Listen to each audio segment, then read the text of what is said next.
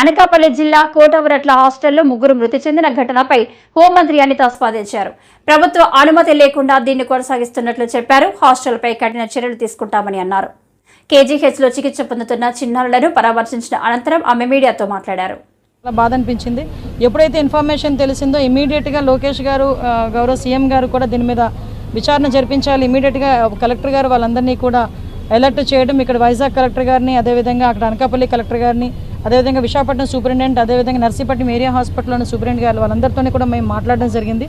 మాట్లాడిన వెంటనే అక్కడ సార్ సిటీలో ఏదైతే కార్యక్రమాలు మధ్యలో ఉన్నప్పటికీ కూడా అక్కడ ఏం జరుగుతుందని చెప్పి నన్ను ఇమీడియట్గా మళ్ళీ సిటీ అక్కడ నుంచి నన్ను ఇక్కడికి పంపించడం కూడా జరిగింది. ఇక్కడ ఉన్న సిచ్యువేషన్ చూసి రమ్మని, అదేవిధంగా సద్దుమణిగే వరకు ఇక్కడ మన వీళ్ళందరినీ కూడా ఒకసారి మానిటర్ చేసుకోమని గౌరవ మన ఎంపీ గారు, మన పల్లా శ్రీనివాస్ గారు, ఎమ్మెల్యే గారు విష్ణుకుమార్ రాజు గారు అందరినీ కూడా ఇక్కడికి పంపించి మానిటర్ చేసుకోమనడం కూడా జరిగింది. అయితే ఇక్కడ చాలా అంటే వాళ్ళందరికీ కూడా ఏదైతే అక్కడ అతను చేసే పని కూడా ఏంటంటే అక్కడ పిల్లల్ని ఇక్కడికి పంపిస్తారు. ఇక్కడ నుంచి వాళ్ళు స్కూల్స్కి, నియర్ బై స్కూల్స్కి వెళ్తారు. అయితే అక్కడ ఫుడ్ పాయిజన్ జరిగిన తర్వాత సరైన వైద్య సదుపాయాలు వాళ్ళు అందించక, అతనికి లిటరలీ చెప్పాలంటే అతను అందించక ఈరోజు పిల్లలకి ఇది పరిస్థితి వచ్చింది. ఇప్పుడు కేజీహెచ్లో దగ్గర 14 మంది పిల్లలు ఉన్నారండి. 14 మందిలోని కూడా ఒకళ్ళ పరిస్థితి కొంచెం ఇబ్బందికరంగానే ఉంది. ఒక అమ్మాయి పరిస్థితి, మిగతా 5గురు పరిస్థితి కొంచెం అటు ఇటుగా ఉంది. మిగతా వాళ్ళందరూ కూడా సేఫ్గా ఉన్నారు. నర్సీపట్నంలోని, అదేవిధంగా డౌనూరులోని ఈ 2 చోట్ల ఉన్న వాళ్ళందరూ కూడా సేఫ్ పొజిషన్లో ఉన్నారండి. ఎవరికి ఎటువంటి ఇబ్బంది లేదు. ఇప్పుడు కేజీహెచ్లో ఉన్న క్రిటికల్ సిచ్యువేషన్స్ అన్ని కూడా వాళ్ళు కూడా బాగా హ్యాండిల్ చేస్తున్నారు. డిపార్ట్మెంట్ వాళ్ళైతే పీడియాట్రిషియన్తో కూడా మాట్లాడడం జరిగింది. ఇక్కడ అన్ని ఫెసిలిటీస్ ఉన్నాయి, వెంటిలేటర్స్ దగ్గర నుంచి అన్ని ఫెసిలిటీస్ ఉన్నాయి. అన్ని ఫెసిలిటీస్లోని కూడా ఈరోజు పిల్లల్ని రక్షించే బాధ్యత వాళ్ళు డాక్టర్స్ తీసుకోవడం కూడా మనందరం కూడా వాళ్ళని అప్రిషియేట్ చేయాల్సిన అవసరం ఉంది. ఇటువంటి సిచ్యువేషన్లో కూడా వాళ్ళందరూ కూడా చాలా ఫర్మ్గా యాక్ట్ చేస్తున్నందుకు నేనేమంటానంటే దీన్ని కూడా మనం ఎట్టి పరిస్థితులను రాజకీయం చేయడానికి అవసరం లేదు. ఏదైనా ఇప్పుడు హ్యుమానిటీ బేసిస్ మీద మనం ఆలోచించుకున్న గిరిజనులైన బాలబాలికలకి అత్యంత తొందరగా వాళ్ళకి వైద్యం అందించి వాళ్ళు తిరిగి వాళ్ళ ఇంట్లోకి నవ్వుతూ వెళ్ళాలని మాత్రం మనందరం కూడా కోరుకోవాలి. అది జరుగుతుందని చెప్పి నమ్మకం. ఆల్రెడీ నమోదు చేశారండి. ఆల్రెడీ అతన్ని అరెస్ట్ కూడా చేయడం జరిగింది. ఉదయం నుంచి ఎప్పుడైతే ఈ ఇన్సిడెంట్ జరిగిందో ఇమీడియట్గా డాక్టర్ని అదుపులోకి తీసుకోవడం జరిగింది. అదుపులోకి తీసుకున్న వెంటనే అరెస్ట్ కూడా చూపించారు.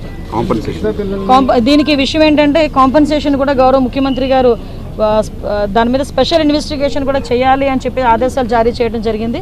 అదేవిధంగా ఎప్పుడైతే చనిపోయిన పిల్లలందరికీ వాళ్ళ కుటుంబాలకి 10 లక్షల రూపాయల ఎక్స్గ్రేషియా కూడా గవర్నమెంట్ తరపు నుంచి అనౌన్స్ చేయడం జరిగింది. యాజ్ వెల్ యాజ్ పాసిబుల్ వాళ్ళ కుటుంబాలకి 10 లక్షల రూపాయలు కూడా మేము అందజేస్తాం. లేవండి, అందుకే మీకు విషయం ఏంటంటే ఎటువంటి అప్రూవల్స్ లేవు. నేను కూడా చాలా వండర్ అయ్యాను.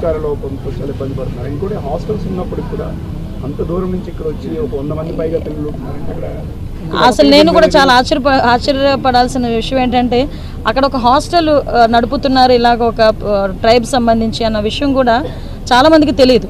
ఒకవేళ అది అనాథరైజ్డ్, ఎట్టి పరిస్థితి దానికి ఎటువంటి ఆథరైజేషన్స్ లేవు, ఎటువంటి పర్మిషన్స్ లేవు.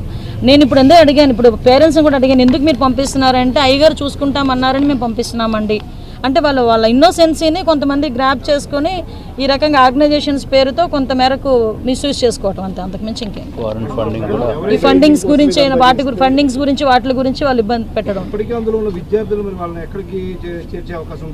నియర్ బై హాస్టల్స్, అక్కడ హాస్టల్స్ ఉన్నాయండి. పాడేరులో చాలా హాస్టల్స్ ఉన్నాయి. ఏకలవ్య హాస్టల్స్ అని, ట్రైబల్ హాస్టల్స్ చాలా ఉన్నాయి. ఇదే కాకుండా ఈరోజు మేము ఇమీడియట్గా ఎక్కడైతే ఇలాంటి ఆర్గనైజేషన్స్ కానీ నడుపుతున్నారో అవన్నీ కూడా ట్రేస్ అవుట్ చేయడం జరిగింది. నాకు కలెక్టర్ గారు చెప్పడం ఏంటంటే కోటపాడు దగ్గర ఒక 2 ఉన్నాయన్నారు. ఇమీడియట్గా వాటిని క్లోజ్ చేయించి అందులో ఉన్న పిల్లలందరినీ కూడా నియర్ బై హాస్టల్స్కి మేము పంపించి ఏర్పాటు చేస్తాం. ఎక్కడా కూడా అనాథరైజ్డ్గా ఇలాంటి హాస్టల్ నడపడానికి ఎట్టి పరిస్థితులను వీలు లేదు. అటువంటి పరిస్థితి ఇమీడియట్గా కలెక్టర్స్ అందరూ ఇక్కడ మన వైజాగ్ కలెక్టర్ గారితో, ఏఎస్ఆర్ కలెక్టర్ గారితో, అదేవిధంగా అనకాపల్లి కలెక్టర్ ముగ్గురుతోనే మాట్లాడారు.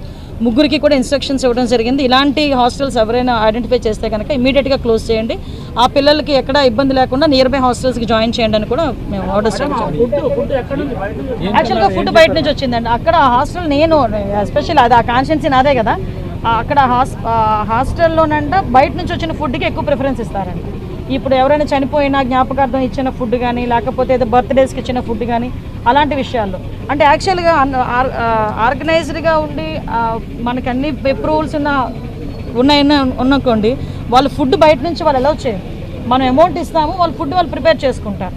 ఫర్ ఎగ్జాంపుల్ ఇక్కడ చాలా అనాథాశ్రమాలు ఉన్నాయి.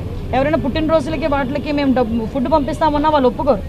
మీరు మాకు అమౌంట్ ఇచ్చేసేయండి, ఇంత అమౌంట్ అవుతుంది, మేమే వండి పెట్టుకుంటాము అంటే వాళ్ళు అంత ప్రికాషనేట్గా ఉంటారు.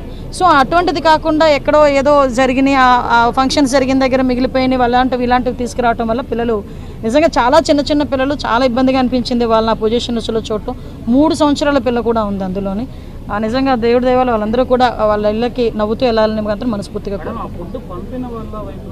అన్ని ఎంక్వైరీలు జరుగుతున్నాయండి. చాలా గ్రౌండ్ లెవెల్కి అసలు సమోసాలు ఎవరు తీసుకొచ్చారు, ఆ హెల్పింగ్ హ్యాండ్స్ ఆర్గనైజేషన్ ఏంటి, అదొకటి. Next at the same time అసలు పందూరు విలేజ్ నుంచి ఆ ఫుడ్ వచ్చిందని చెప్పేసి అన్నారు. అది సంథింగ్ పునుగుల కూర ఏదో సంథింగ్, అది పెసరపప్పుతో చేసే పునుగుల కూర ఏదో వచ్చింది, అది మార్నింగ్ పంపించారు, వాళ్ళు నైట్ ఇతను పెట్టారు. అసలు ఎందుకు ఇలా జరిగిందని చాలా డీటెయిల్గా ఎంక్వైరీ జరుగుతుందండి. ఎక్కడ కూడా ఎటువంటి ఇబ్బంది లేకుండా చూసుకుంటాం. ఎవరైతే దీంట్లో భాగస్వాములు అయ్యారో వాళ్ళందరూ కూడా తెలిసి చేసినా తెలియక చేసినా తప్పే కాబట్టి వాళ్ళని కఠినంగా మాత్రం శిక్షిస్తారు.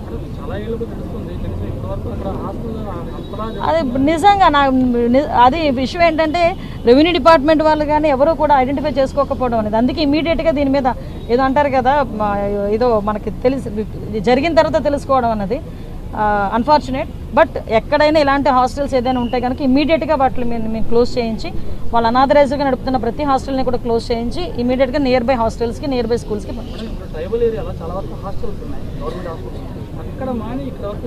అంటే నేను ఒక ఆవిడతో మాట్లాడానండి. అక్కడ వాళ్ళు ఎలా చెప్తున్నారంటే, అక్కడ కనుక ఉంటే మా పిల్లలు తాగుడికి బానిస అయిపోతారు, గంజాయికి బానిస అయిపోతారు, మా దగ్గరికి పంపిస్తే మేము జాగ్రత్తగా చూసుకుంటాము, కాబట్టి మా దగ్గరికి పంపించండి, ఇలాంటి మాటలన్నీ